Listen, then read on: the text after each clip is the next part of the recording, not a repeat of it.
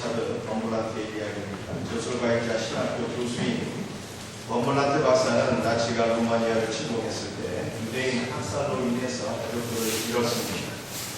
그 후 루마니아가 공산화되자 범블란트는 지하 조직을 만들어서 보호금을 증가하는 일에 헌신했습니다. 그러다가 1948년에 체포되어서 15년 동안 감옥에서 고통스러운 세월을 보내야만 했습니다. 그가 포옥된 지 처음 3년간 지하 감옥의 복방에 갇혀서 생활했습니다. 지하 감옥에는 생각을 하는 만한 말도 없고 읽을 수 있는 책도 생각을 기록할 수 있는 필기 도구도 없었습니다. 심지어 따뜻한 햇볕조차 구경할 수 없었습니다. 날마다 더러운 감자 껍질로 만든 스프와 일주일에 한 번씩 주는 빵 한 조각으로 혹독한 굶주림을 견뎌야 했습니다. 게다가 자주 끌려가서 고문을 당하기가 일쑤였습니다. 뿐만 아니라 나치는 범블란트의 정신과 영적 세계를 마비시키기 위해서 마약이 든 스프를 먹였습니다. 그 결과 그는 기억력을 잃게 되고 애독했던 성경의 내용도 점점 잃어버리게 되었습니다. 신학자로서 수많은 책을 읽고 연구했지만 그 해박한 신학적인 지식도 점점 사라지게 되었습니다. 어느 날 밤 그는 조용히 눈을 감고 주기도문을 암송했습니다. 하늘에 계신 우리 아버지여 이름이 그렇게 여김을 받으시오며 나아가 하다가 그만 기도를 중단했어요. 그 다음 구절을 잃어버렸기 때문입니다. 주님께서 가르쳐 주신 기도를 잃어버리게 되자 범블란트의 마음은 너무나도 슬픔과 고통으로 가득 찼습니다. 이러한 고통의 시간이 2년이나 지속되었습니다. 그러던 어느 날 마약 투여가 중단되고 음식의 질도 개선되었습니다. 몇 달 후에는 기억력이 회복되어서 그토록 그리던 주기도문의 내용이 샘솟듯 그의 심령에서 솟아오르게 되었습니다. 다시금 주기도문의 한마디 한마디에 하나님을 향한 사랑과 열정을 담아서 믿음의 고백으로 이 기도를 드렸습니다. 그러자 메말랐던 그의 영혼이 놀랍게 회복되는 은혜의 역사가 그에게 찾아오게 되었습니다. 후에 범블란트는 주기도문이야말로 혹독한 감옥 생활에서 승리할 수 있었던 원동력이었다. 이렇게 고백을 했습니다. 우리 예수님께서는 마태복음 6장 9절에서 그러므로 너희는 이렇게 기도하라. 하늘에 계신 우리 아버지여 이름이 그렇게 여김을 받으시오며 말씀하셨습니다. 이렇게 기도하라. 주기도문의 내용으로만 기도하라고 하는 것이 아니라 이 주기도문에 나타난 특성과 내용을 잘 이해해서 우리의 기도에 주기도문의 내용들이 반영되도록 하라고 하는 말씀입니다. 우리가 주기도문을 모델로 해서 이 기도에서 배운 바 교훈을 심리에 새기고 우리도 사랑과 열정으로 이 기도를 드리게 될 때 범블란트가 경험한 그 놀라운 은혜가 우리의 심령에도 동일하게 경험되어 줄 줄로 믿습니다. 우리 예수님께서는 전능하사 천지만물을 창조하시는 하나님께서 우리의 아버지가 되신다고 가르쳐 주셨어요. 그리고 그 아버지께서 우리의 기도를 들으시는 대상이라고 말씀하셨습니다. 어떻게 전능하사 천지만물을 창조하신 하나님 아버지께서 우리와 같은 죄인들의 아버지가 되셨습니까? 바로 예수 그리스도의 십자가에 우리 예수님께서 십자가의 피 흘려 죽으심으로 말미암아 아버지께로 가는 새로운 생명의 길을 열어주셔서 우리는 십자가의 은혜를 힘입어서 아버지 하나님께로 나아가서 하나님을 아빠, 아버지라 부를 수 있는 특권을 누리게 되었습니다. 우리 예수님께서는 하나님의 자녀가 된 우리의 성도들은 아버지 하나님의 이름을 위하여 살라고 말씀하고 있습니다. 타락한 인생들의 마음속에는 다 자신의 영광만을 생각하면서 자기의 이름 때문에 바쁜 것이 타락한 인생들의 삶인데 우리 예수님께서는 우리가 우리의 이름을 위해서 사는 것이 아니라 하나님 아버지의 거룩한 이름을 위하여 살라고 말씀하신 것입니다. 이것은 우리의 삶의 목적이 완전히 뒤바뀌어지는 신명을 뜻하는 거예요. 그래서 신자는 자신의 이름을 위하여 사는 자가 아니라 아버지 하나님의 거룩한 이름을 위하여 사는 존재가 되는 것을 믿으시기를 바랍니다. 우리가 어떻게 하나님의 이름이 우리로 하여금 거룩히 여김을 받으시도록 그렇게 할 수 있을까요? 모든 인생에게는 고난이 다 찾아오는 법인데 고난의 시간에 아버지 하나님의 이름을 기억하면서 그 이름을 의존하여 기도할 때 하나님께서 우리를 도와주십니다. 구원의 역사를 경험하게 됩니다. 우리가 고난의 시간에 기도함으로 구원의 역사를 경험하게 될 때 하나님의 이름이 거룩히 여김을 받으시는 세상 사람들이 우리를 통해서 바라보게 되는 것입니다.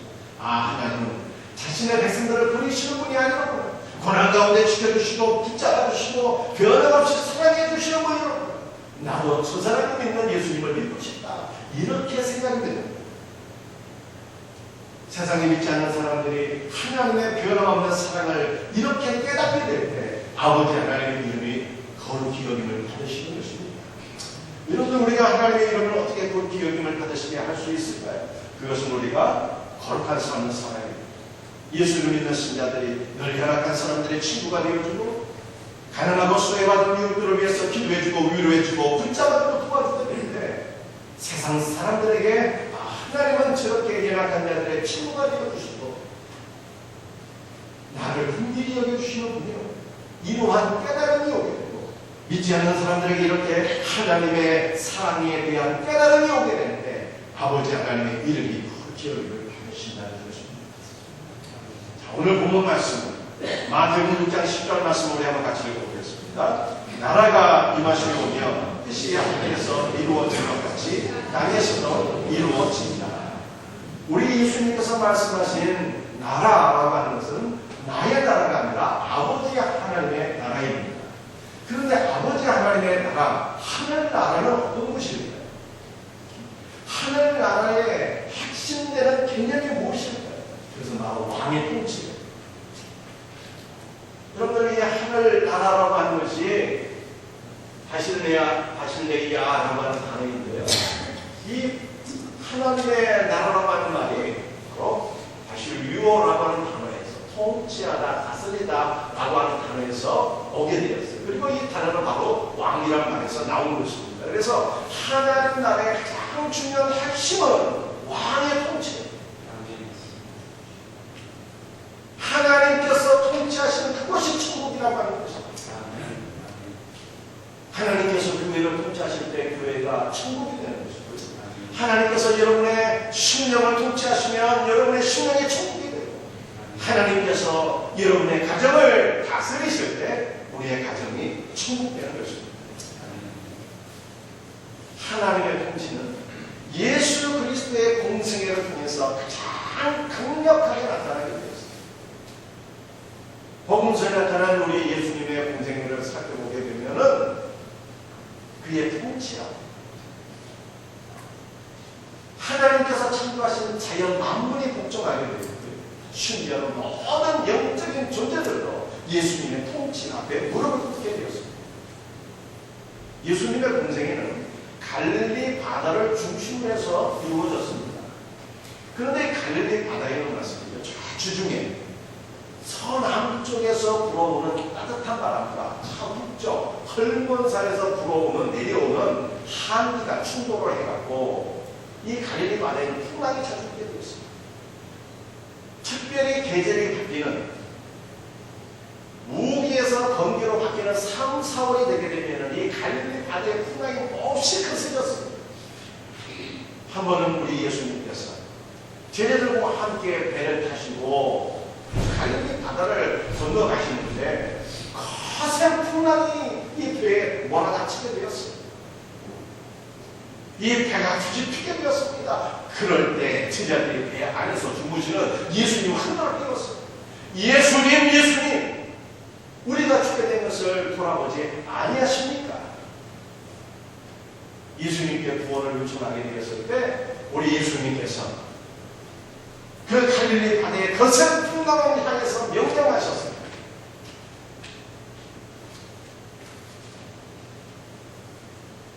마가복음 4장 39절을 말씀입니다.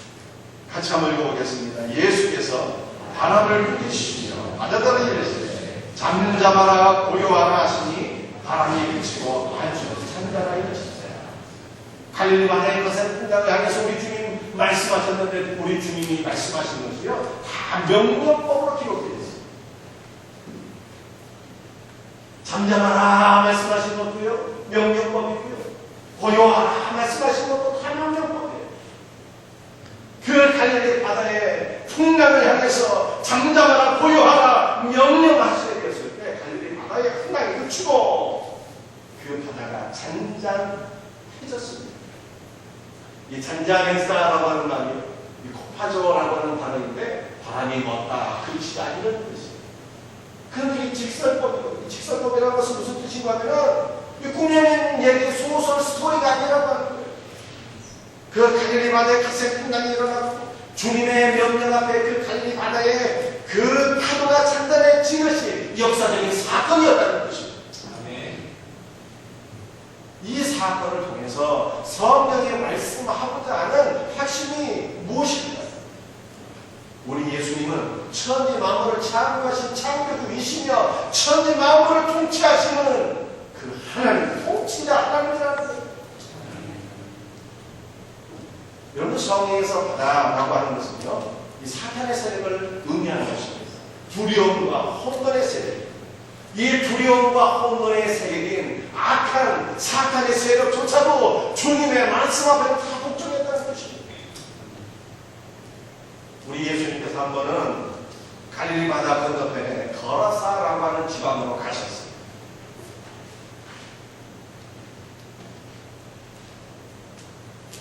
거라사라고 하는 것은 어디에 있는 곳일까요? 여러분들이 여기 보시는 요 부분이 갈릴리 바다입니다. 사실은 바다가 아니고요. 갈릴리 호수예요. 그래서 사람들이 보기에 바다처럼 광활하거든요. 그래서 갈릴리 바다라고 표시하고 있는 거예요. 이 거라사 지방은 갈릴리 바다 이 동편에 위치해 있습니다. 그런데 위쪽에 있는 갈릴리 바다와 그 밑으로 이어지는 이 요단강 국경선이 되는 겁니다.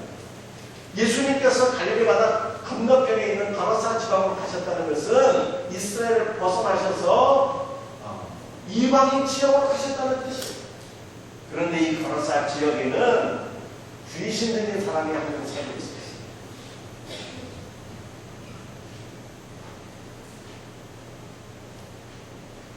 마가복음 5장 3절인데요. 우리 한번 같이 읽어보시겠습니다. 그 사람은 무덤 사이에 거처하는데 이제는 아무도 그를 쇠사슬로도 맬 수 없게 되었으니 그 사람이라고 하는 것은 귀신 들린 사람을 뜻하는 단어입니다. 귀신도 보통 귀신이 아니었어요. 군대 귀신이었습니다. 군대 귀신이라고 하는 것은 그 사람 안에 귀신이 맞대거리로 많이 들어가 있다는 뜻입니다. 근데 그 귀신 들린 사람이 무덤 사이에 거처했어요. 여러분 우리나라는 어떤 무덤을 사용하고 봉분을 세우는 무덤에 지금은 많이 화장을 하고 있지만 그 봉분이 있는 무덤이 있고 또 그 옆에 봉분이 있는 무덤이 있는데 그 두 무덤 사이에 거처했다는 뜻이 아닙니다. 이스라엘은 이 봉분이 있는 무덤을 사용하지 않아요. 이스라엘에서 돈 있는 사람들은요 동굴, 이 팔레스타인 주변에 있는 다 동굴 안에 시신을 안치하는 것입니다. 그래서 무덤 사이에 사이라고 하는 말이요 엠이라고 하는 말인데 안이라는 뜻이에요. 시신이 안치되어 있는 그 동굴 안에 귀신 들린 사람이 살았다 이런 뜻입니다. 그런데 이 귀신 들린 사람은요 그 초자연적인 능력을 행할 수 있는 사람이었습니다. 마치 삼손처럼 쇠사슬이나 쇠고랑으로 그를 도모하고 초자연적인 능력으로 그 모든 쇠사슬이나 고랑을 마치 불탄 실처럼 후두 다 끊어버리는 그러한 사람이었습니다. 이 사람이 동굴 안에 거하면서 날마다 비명을 지르고 살아가는 그 주변에 있는 사람들이 너무 무서워서 그곳을 지나갈 수가 없었어요. 그런데 예수님께서 이 귀신 들린 자를 만난 것입니다. 그리고 이 귀신 들린 자에게 예수님께서 명령하셨습니다. 마가복음 5장 8절 말씀입니다. 더러운 귀신아 그 사람에게서 나오라 명령하셨습니다. 다 명령법으로 되어 있어요. 우리 주님의 명령 앞에 그 군대 귀신이 그 사람에게서 죽시로 떠나게끔 해. 그 귀신 들린 자가 언전하게 되었다고 성경이 말씀하고 있습니다. 우리 예수님의 말씀 앞에 천지 만물이 복종했고요. 심지어는 귀신의 세력조차도 복종하게 되었습니다. 우리 예수님은 전능하신 능력과 주권으로서 어느 모든 만물을 통치하시는 통치자가 되신다고 하는 것을 성경이 우리에게 말씀하고 있습니다. 인간의 통치는 언제나 늘 불안하며 우리에게 참된 소망을 줄 수가 없습니다. 우리는 이것을 대한민국의 전직 대통령을 통해서 매번 확인하고 있습니다.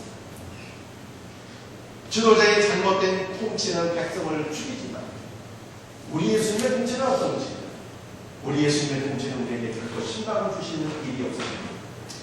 예수님의 통치는 우리에게 소망을 가져다 주시며 우리 예수님의 통치는 당신의 백성들을 살리시는 생명의 통치인 것을 믿으시길 바랍니다.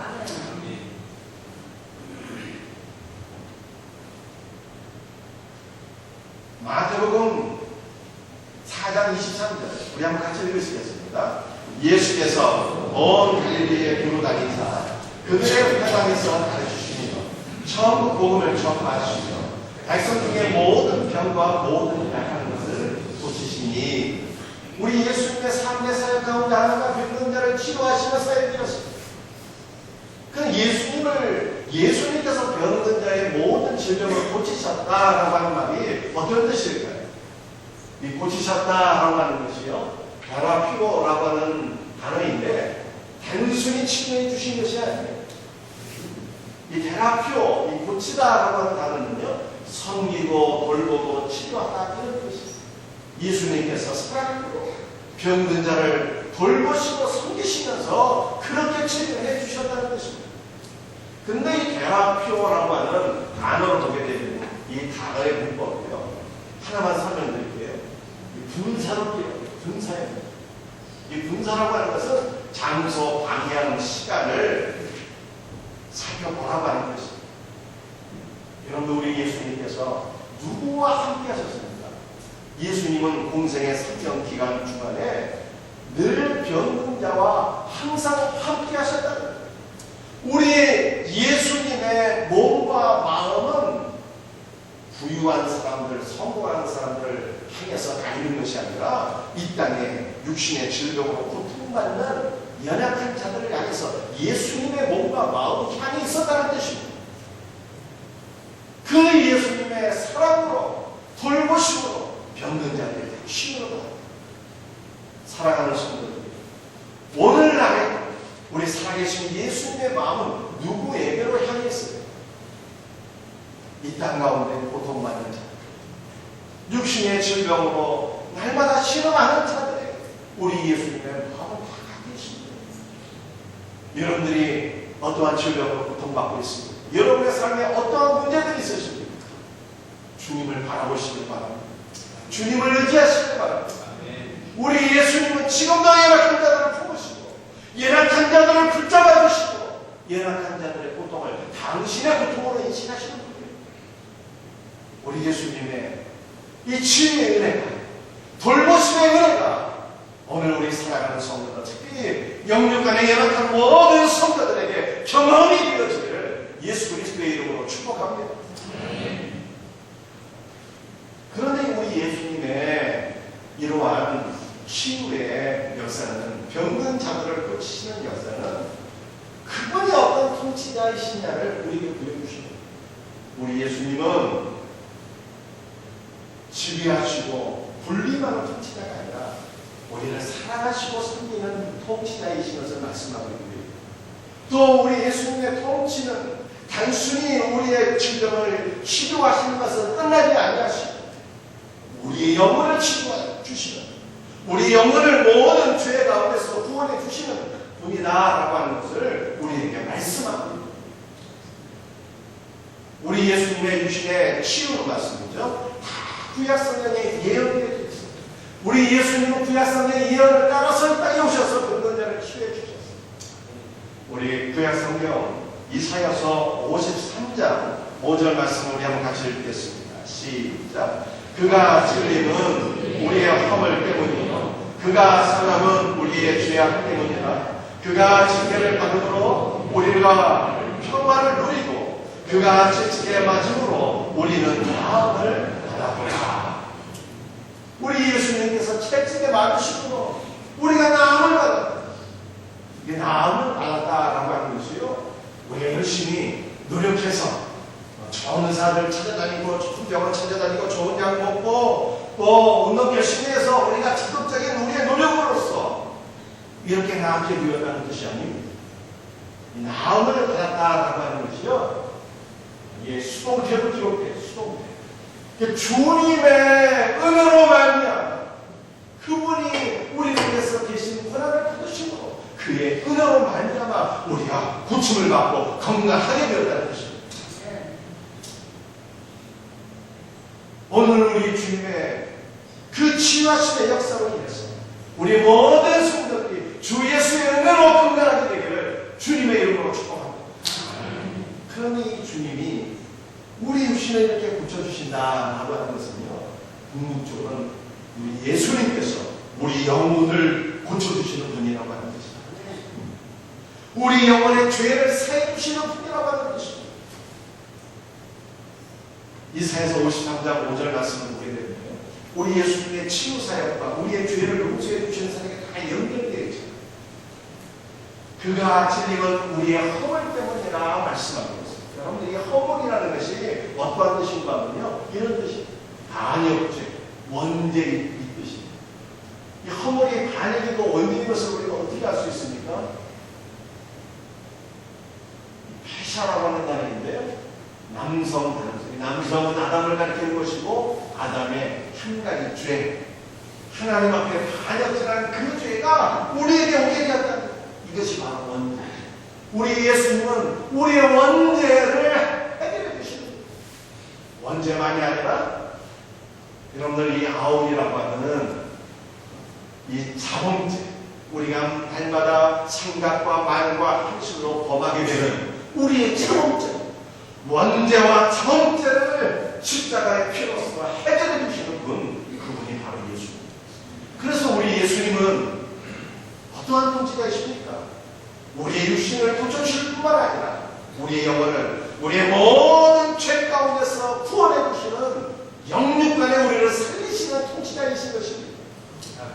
사랑하는 성도들, 우리 예수님의 이렇게 육신을 치유해 주시고 우리의 죄를 해결해 주시는 이러한 예수님의 통치가 여러분의 가정에 임할 수 있도록 날마다 기도하십니다. 우리는 우리의 힘과 노력으로 살아가는 자들이 아닙니다. 예수를 믿는 성도는요, 주님의 통치를 인정하시고 주님의 통치를 사모하시고 받아들이시고 주님의 통치에 우리를 살리시는 그분의 통치에 주님 내가 순종하기를 원합니다. 날마다 고백하시겠어요. 우리 주님의 통치가 내 심령에 임하게 될 때 내 심령이 회복되고 우리 주님의 통치가 내 자녀들에게 임하게 될 때 내 자녀들이 영육간에 회복되고 우리 주님의 통치가 우리 가정에 임하게 될 때 우리 가정이 회복되는 것입니다. 이 주님의 통치가 임하도록 기도하라고 우리 주님이 가르쳐 주신 거예요. 나라가 임하시오며 여러분이 나라는 하나님의 나라죠. 이 나라의 핵심은 왕의 통치, 우리를 영육간에 살리시는 예수 그리스도의 통치라고 말씀드렸습니다. 이 예수님의 통치가 주님 내 삶 가운데 이루어지기를 소원합니다. 이렇게 기도하라고 가르쳐 주시는 거예요. 그래서 우리는 기도할 때 내 의지대로 구하면 안 돼요. 하나님 내게 이것도 필요하고 저것도 필요한데 우리의 필요는 물론 고백하는 것도 아뢰는 것도 중요하지만 그러나 기도의 가장 본질은 우리를 살리는 하나님의 은혜, 하나님의 통치를 구하는 거예요. 내 삶의 모든 영역에 아버지의 통치가 이루어지도록 합니다. 하나님 다시 주시면 내가 기꺼이 victor하겠습니다. 이렇게 고백합니다. 그러나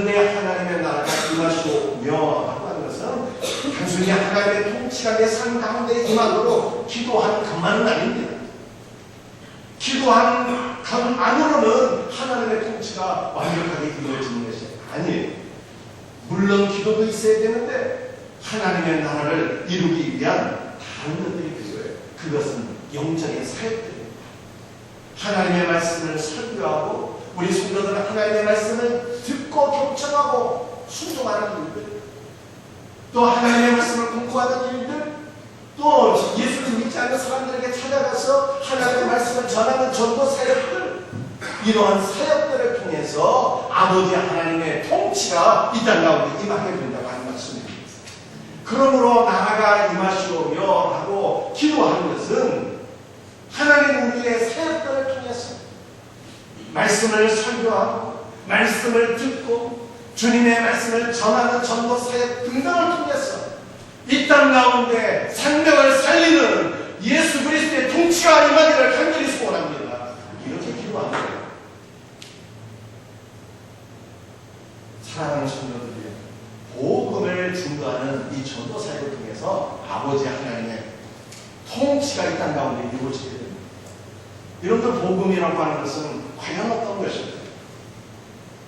이사야서 52장 7절 말씀을 우리 한번 같이 읽어보겠습니다. 시작. 좋은 소식을 전하며 평화를 공포하며 복된 좋은 소식을 가져오며 구원을 공포하며 시온을 향하여 이르기를 내 하나님이 통치하신다 하는 데에 산을 넘는 발이 어찌 그리 아름다운가.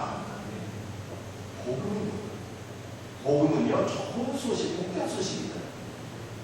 근데 이 좋은 소식, 복된 소식이 바사르라고 하는 단어인데요, 이 바사르는 또 어떤 의미가 있는가 하면 살육체, 예수 그리스도의 육체의 중심이 복된 소식이요 기쁜 소식이라고 하는 것입니다. 이 소식이 우리를 살리는 소식이기 때문에 이 소식이 복된 소식. 뭐가 복음이라고요? 예수 그리스도의 육체의 죽으심과 부활이고, 그래서 이 복음을 증가하는 신자들의 발걸음이 하는 곳이 너무나도 아름답대요. 너무나도 아름답고 이것이야말로 신자에게 알맞는 적합한 삶이라고 합니다. 그런데 이 복음을 우리가 전하기 위해서는 어떻게 해야 돼요? 먼저 찾아가야 돼요. 복음을 들고 찾아가는 신자의 발걸음이 아름다운 발걸음. 이번 한 주간도 여러분들이 예수님을 믿지 않는 이웃들을 찾아가서 예수 그리스도의 복음을 증거할 수 있는 우리 전도자들이 되시길 바랍니다. 하나님의 생명을 살리는 통치는 바로 이렇게 우리의 기도와 복음을 증거하는 사역들을 통해서 생명의 통치가 이 땅 가운데 임하게 된다라고 하는 것입니다.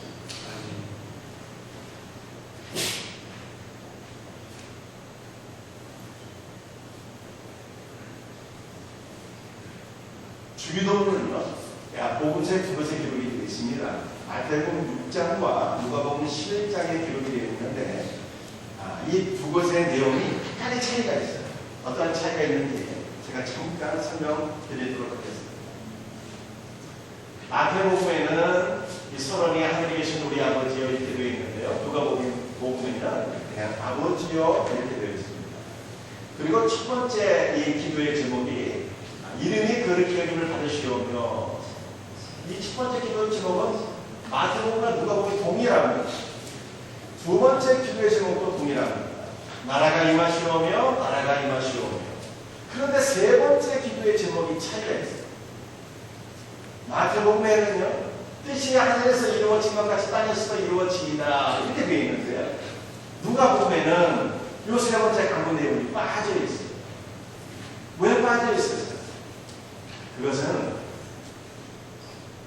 누가복음의 이 세 번째 강구가 빠져 있는 것은 뜻이 하늘에서 이루어진 것 같이 땅에서도 이루어지이다, 이 내용이 사실은 두 번째 강구 안에 다 포함되어 있다라고 하는 뜻입니다.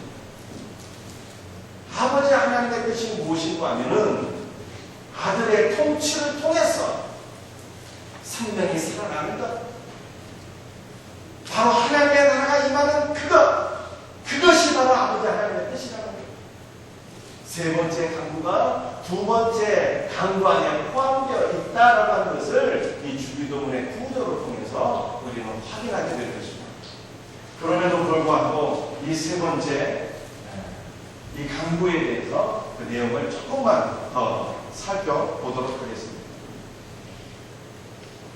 우리 한번 같이 읽어보겠습니다. 시작. 나라가 임하시오며 뜻이 하늘에서 이루어진 것 같이 땅에서도 이루어지라. 이 뜻은 누구의 뜻입니까? 나의 뜻이 아니라 나의 뜻입니다. 아버지 하나님의 뜻입니다. 아버지 하나님의 뜻은 무엇이라고요? 아들의 통치를 통해서 생명에 살아나는 것.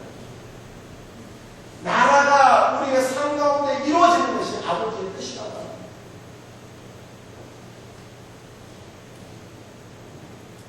우리 예수님께서는 요한복음 6장 40절 말씀을 통해서 아버지의 뜻이 무엇인지 우리에게 보다 더 쉽게 그리고 더 명확하게 말씀해 주셨습니다. 우리 요한복음 6장 40절 말씀을 같이 한번 읽어보도록 하겠습니다. 시작. 내 아버지의 뜻은 아들 보고 믿는 자마다 영생을 얻는 이것이니 마지막 날에 내가 이를 다시 살리리라. 아버지 하나님의 뜻이 무엇입니까? 아들을 보는 아들. 여러분들 본다는 뜻이 무슨 뜻입니까? 바라보다, 관찰하다, 깨닫다, 경험하다 이 뜻이죠. 하나님의 아들 예수 그리스도를 날마다 바라보고 관찰해서 십자가의 보혈의 공로를 경험하고 십자가의 피를 돌아가신 그 하나님의 아들 예수 그리스도께서 나의 구원자가 되는 것을 깨닫는 것이 아버지 하나님의 뜻이라는 거예요. 여러분 우리는 언제 예수님을 바라봐야 되는 것입니까? 언제 예수님을 바라봐야 돼요? 현재 날마다의 삶 속에서 예수 그리스도를 바라보고 관찰하고 십자가의 은혜를 경험하고 그분이 나의 구원자가 되신다라고 하는 것을 깨닫는 것이 아버지 하나님의 뜻이라는 거예요. 아들을 보는 것과 아들을 믿는 것은요 같은 의미입니다. 같은 의미. 원문에 보게 되면 이 바라보는 것과 믿는다는 단어는 피티오라고 하는 단어인데 이 카이라고 하는 접속사로 연결되어 있어요. 같은 의미라고 하는 뜻입니다. 그러므로 여러분들 믿는다는 것은 무엇입니까? 관념적인 게 아니에요. 믿는다라고 하는 것은 지식적인 것 아니라고 하는 것입니다. 믿는다는 것은 바라보는 것과 동일한 것. 날마다 하나님의 아들 예수 그리스도를 바라보고 관찰해서 십자가의 은혜를 경험하고 내 삶 속에 십자가의 은혜를 경험하고 예수님이 나의 유일한 구원자가 되신다는 것을 깨닫는 것, 고백하는 것, 그것이 바로 믿음이에요. 그리고 나의 구원자가 되신 그 예수 그리스도 앞에 내 삶의 모든 문제를 위탁하는 것, 내어 맡겨 드리는 것, 그러므로 주님의 통치를 경험하는 것, 바로 이것이 믿음인 것입니다.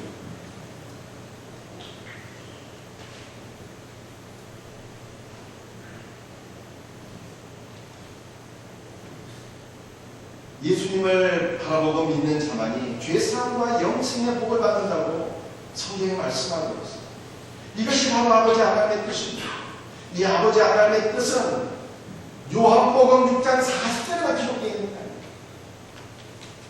우리 아버지 하나님의 뜻은 창세기서부터 계시록까지 아들을 믿음으로 말미암아 영생의 복을 받는다고 하는 아버지의 뜻이 계속 반복 강조되고 있고 우리 모든 믿음의 주장들은 다 아버지의 뜻대로 순종함으로 말미암아 영생의 복을 받는다. 하나만 사례를 가져요. 창세기 6장 14절 말씀 같이 한번 읽도록 합니다. 너는 곱빼고 나무로 너를 위하여 방주를 만드는데 그 안에 하늘을 말고 역청을 그 안팎에 칠하라. 하나님께서 노아에게 방주를 만들라고 말씀하셨어요. 이 방주가 어떤 겁니까? 배인데 뚜껑이 있는 배라는 거예요. 이 방주 안에 노아의 8 식구들과 모든 동물들이 다 들어가서 그 홍수 때 죽지 않는 구원을 받게 되었습니다. 이 방주는 오늘날로 따지게 되면 항공모함 사이즈 정도 되는 거예요. 하나님께서 뚜껑이 있는 배에 방주를 만들라고 명령하셨습니다. 근데 이 방주를 어떻게 만들라고 말씀하셨어요? 고페르 나무로 만들라고 말씀하셨는데 이 고페르 나무가 어떤 나무인지는 학자들은 정확히 알지 못하고 있습니다. 그런데 이 고페르 나무로 방주를 만들어서 그 방주의 안과 박을 다 역청으로 칠하라고 우리 하나님께서 말씀하셨습니다. 이 역청이라고 하는 것이 무슨 단어일까요? 역청이라고 하는 것이 코페르라고 하는 것. 이 세 가지 뜻이 있는데 제가 번호를 읽으면 우리 성도님들은 내용을 읽으시면 되겠습니다. 1, 2, 3. 여러분 누가복음 24장을 보게 되면 두 제자가 엠마오라 하는 마을로 가다가 부활하신 예수님을 만난 사건이 기록되어 있습니다. 그 엠마오라고 하는 그 마을이라고 하는 단어가 바로 호텔이에요. 그래서 그 엠마오라고 하는 그 마을이 사실은 예수님의 몸과 숙적으로 구원을 받은 그 마을이라 하는 것을 우리들에게 보여주고 있는 것입니다. 자, 그런데 우리 하나님께서는 노아에게 이 역청으로 방주의 안과 판을 칠하라 이렇게 말씀하셨어요. 칠하라. 이 칠한다라고 하는 이 단어가 말씀드리죠. 이 코페르라고 하는 말에서 오게 되었는데 이 세 가지 뜻이 또 있는데 제가 오늘 보면 우리 성도님들은 내용을 읽으시면 되겠습니다. 1, 2, 3. 그래서요, 우리 방주의 안과 박을 역청으로 칠한다라고 하는 것은 예수 그리스도의 피로서 하나님의 진노가 진정된다 이런 뜻입니다. 예수 그리스도의 피로서 우리의 모든 죄가 속죄함을 받는다 이러한 의미를 갖고 있는 것입니다. 하나님께서 노아에게 어떻게 구원의 은혜가 임하실까를 가르쳐 주십니다.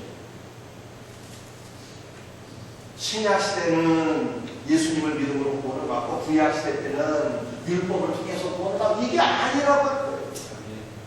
하나님께서 천지만물을 창조하신 이래로 지금까지 앞으로 영원토록 죄인들이 구원을 받을 수 있는 길은 단 하나 예수님입니다. 예수님을 통해서 그를 바라보고 믿음으로 말미암아 하나님의 진노가 진정이 됩니다. 우리의 죄가 사함을 받게 됩니다. 노아는 이 하나님의 말씀에 순종하여 예수 그리스도를 바라보므로 죄 사함과 구원을 받게 됩니다. 이제는 우리 차례입니다. 우리 차례. 우리 하나님께서는 오직 예수님만이 생명의 길이라고 말씀하시는데 여러분들은 어떻게 하시겠습니까? 노아처럼 순종하여 구원의 길에 이르시겠습니까? 여러분들 불완전한 순종은 안 되는 거예요. 성경을 보면 불완전한 순종을 한 사람들이 너무 많이 기록되어 있어요. 그 가운데 한 명이 바로 사울입니다. 사울의 불순종을 우리 한번 성경에서 확인해 보겠습니다. 함께 읽습니다. 여호와께서 번제와 다른 제사를 그의 목소리를 청종하는 것을 좋아하신 것 같이 좋아하시겠나이까. 순종이 제사보다 나았고 듣는 것이 순양의 기름보다 나으니 이는 거역하는 것은 점치는 죄와 같고 완고한 것은 사실 후생에게 절하는 죄와 같음이라. 왕이 여호와의 말씀을 버렸으므로 여호와께서도 왕을 버려 왕이 되지 못하게 하셨나이다. 사울이 하나님의 말씀을 버리지 않았습니다. 단지 불완전한 순종을 했을 뿐이에요. 하나님께서는 사울에게 아말렉 족속을 진멸하라고 말씀하셨는데 아말렉 족속의 왕 아각을 살려주게 되었고요. 아말렉 족속의 기름진 우양을 또한 탐내서 살려주었습니다. 순종을 했는데 불완전한 순종을 한 거예요. 이 불완전한 순종에 대해서 하나님께서 뭐라고 말씀하셨습니까? 거역하는 것은 불완전하게 순종하는 것은 점치는 죄와 같고 사실 우상에게 절하는 죄와 같다고 말씀하십니다. 여러분 오늘날 많은 신자들이 예수님을 믿으면서도 전부 죄 예수님을 의지한다 하면서도 돈을 더 많이 의지합니다. 예수님을 사랑한다고 하면서 세상 더 많은 사랑이에요.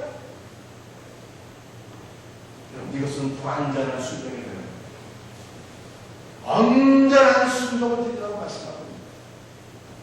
하나님도 믿고 귀신도 믿고 이건 안 되는 거예요. 양날대로 치는 것은 온전한 순종.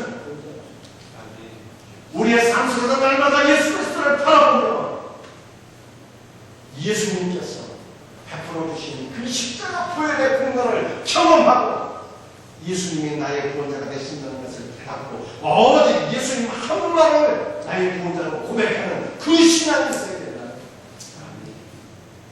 말씀을 마치겠습니다. 하나님의 나라가 임하기를 기도하십니다. 왕의 통치가 임하게 될 때 우리가 살아납니다.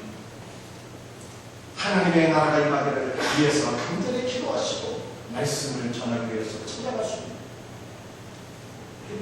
바로 이것이 왕이신 예수 그리스도의 통치를 통해서 우리가 살아가는 것이 아버지 하나님의 뜻이에요.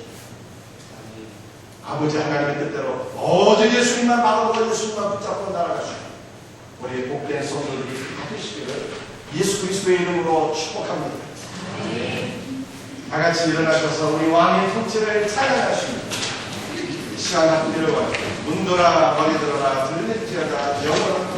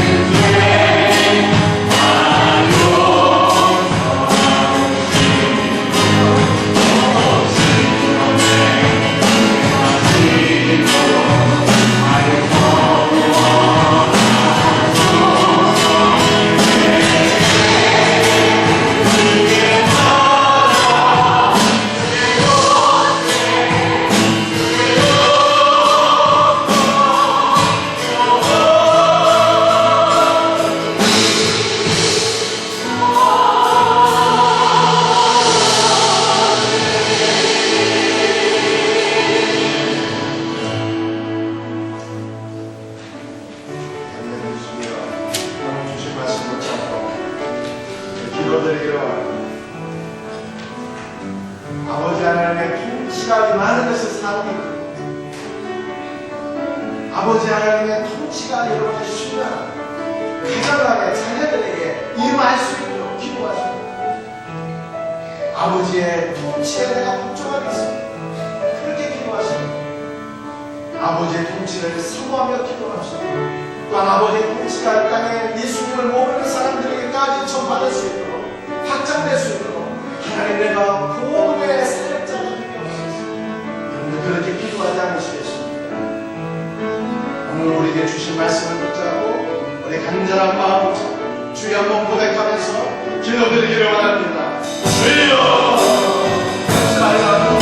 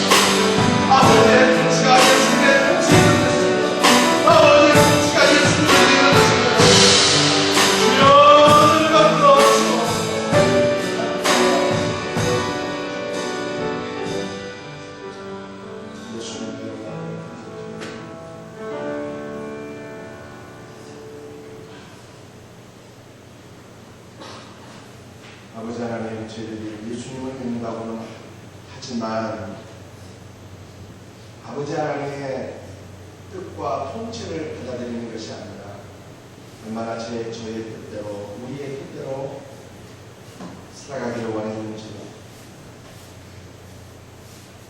우리의 뜻대로 살아가는 삶을 통해서 우리는 자주 불안과 혼동과 무질서와 좌절을 경험하게 되었습니다. 아버지 하나님, 이제는 우리 예수님의 통치를 간절히 사모합니다. 우리 예수님, 우리 모든 성도들의 심령 가운데 좌정하여 주옵시고 다스려 주옵소서. 우리 모든 성도들의 가정 가운데 좌정하시고 다스려 주옵소서. 주님의 통치가 임하게 될 때 우리가 영육간에 살게 되고 영원한 생명을 얻게 되는 줄로 믿습니다. 아들을 통해서, 아들의 통치를 통해서 영생의 복을 얻는 것이 바로 아버지 하나님의 뜻인 줄로 믿습니다. 아버지 하나님, 날마다 세상 바라보고 사는 자들이 아니라 예수 그리스도를 바라보고 예수 그리스도의 십자가의 은혜를 경험하며 예수님만이 우리의 구원자라고 하는 것을 깨닫고 고백하며 살아갈 수 있는 복된 신자들이 될 수 있기를 간절히 소원합니다. 오늘도 아버지 앞에 나와서 예배를 드리면서 우리를 모든 죄악 가운데서 구원하신 아버지 하나님의 크신 사랑 앞에 머리를 숙여 감사를 드리며 귀한 예물을 기울하여 드립니다.